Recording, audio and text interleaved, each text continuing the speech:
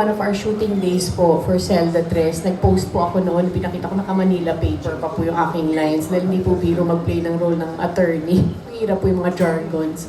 So, paulit-ulit ko po nire-rehearse yun. Of course, kahit pa paano, napipicture ko po sa aking mind yung kung paano po aatakihin yung character, kung paano po siguro lalaruin yung eksena. But I make sure to keep an open mind naman po kasi syempre nababago po yun. Depende po sa treatment na po on the set. And then, hindi ko po masyado iniisip yung, hindi ko po masyado iniisip, ako mag-work kaya ito, effective kaya ito, marami kayang viewers, marami manunood. I don't think of that too much po para there's less pressure. I really focus on the character po talaga. Tapos, pag nasa set na po, kapag nag-shoot na po kami ng mga eksena, I draw inspiration from my co-actors din po. Tapos, yun po, thankfully, the rest is doable, mga ganon. Pero definitely, lahat po ay nasa effort ng pag-aaral po talaga, preparation. JM? Yun din po, aral ng script, discuss po with direct. Pero, isa siguro sa mga naging struggle ko dito is lumalabas po yung pagka-fanboy ko kay Kuya Cesar. Every time po kasi na magka-eksena kami, hindi ko po alam kung panonorin ko siya sa mga gagawin niya o sasabay ako eh. Hindi po. Totoo yun. Totoo talaga yun. And, ayun, masaya po ako sa experience na to. Masaya po ako na nakatrabaho ko sila Direk GB ulit. And, marami po akong napulot na aral professionally. Yun po. Lastly, habol ko na, pinakahuli na ito talaga.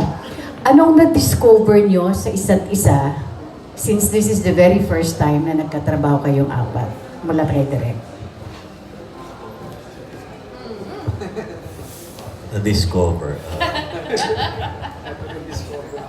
Hindi ako, kay Cesar, sobra akong na-amaze sa kanya pagdating sa mga eksena, pagdating sa mga aksyonan. Kasi ako hindi naman ako talaga action director eh. Tinatanggap ko yan eh.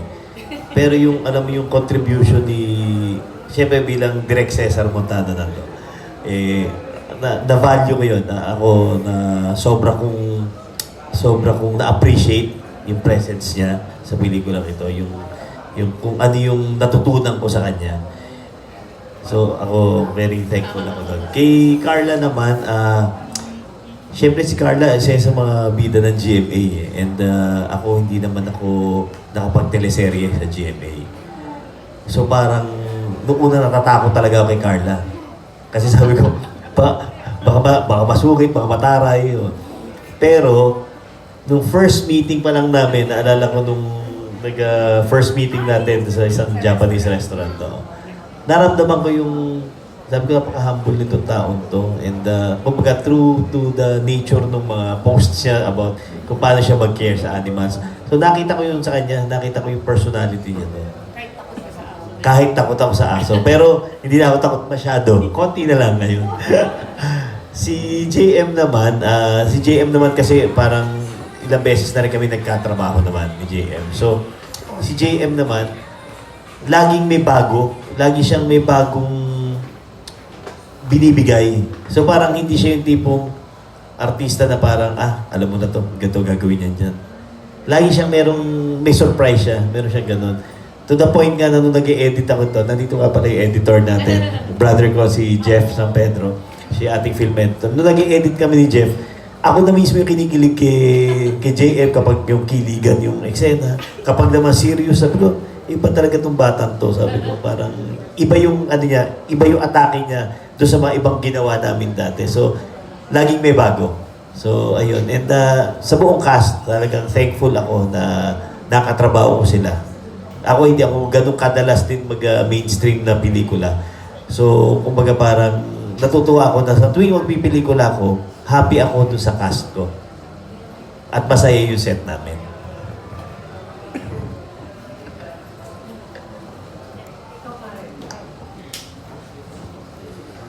Ako, Discovery. Discovery. Wala lang. Sobrang humble lang po nila. Never kong naramdaman kay Kuya Buboy na isa siyang, alam naman natin, legend na talaga si Kuya Buboy. Pero hindi ko po yung naramdaman sa kanya sa set. Sobrang pong bait, sobrang grounded. And with Carla, isa nga siya sa tinitingan ng leading ladies ng GMA. Hindi ko rin po yung naramdaman sa kanya. Sobrang gaan po katrabaho. And sobrang generous sa mga eksena po. And I'm really lucky, really happy to be working with them po. To have worked with them po. Discoveries po, kaunti lang naman po pero hanggang ngayon naaalala ko pa rin po. Kay Sir Cesar, talagang game, kumbaga, dala niya yung A-game niya kapag nasa trabaho po. Alam mong pinaghandaan niya po ng mabuti na ikaw po yung mahihiya kung sakaling nabulol ka man po or nakalimutan mo yung line mo. Talagang he is respected for a reason and he is a legend for a reason. Kahit kaunti lang po yung aming eksena sa pelikula. Si JM naman po napakatahimik na tao, pero palapiro po siya, mahilig po siya mag-jokes. Hanggang ngayon naaalala ko pa rin po yun. Yung kahit sobrang serious po niya, akala niyo, naku, ano kaya iniisip, ganyan. Tapos biglang magbibitaw po ng joke. So may mga ganong moments po siya, yung mga discoveries ko po. Kay Direk po, na-discover ko po, unang-una po yung spelling pala ng San Pedro niya po is S-A-M-P-E-D. Siyempre, sisulat ko, hindi pala San Pedro, San Pedro pala. Mali. So, hindi. Binago ko yung nakasulat sa cellphone ko. Yung una yun ang first discovery ko. Tapos po, ay talagang napakagaang katrabaho nitong director na to. GB. And I'm looking forward na makatrabaho ko ulit siya. Napakagaling, maayos, malinaw kausap. Importante yun, yung malinaw kausap yung director.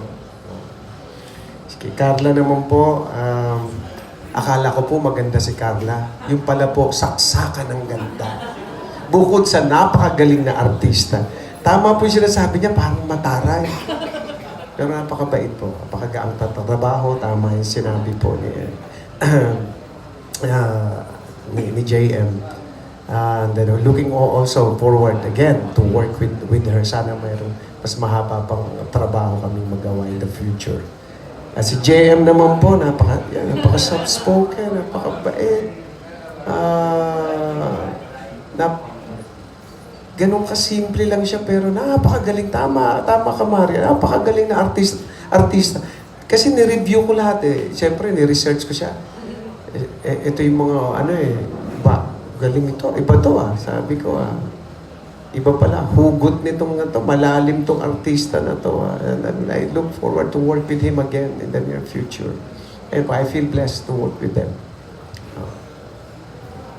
All right, there you have it.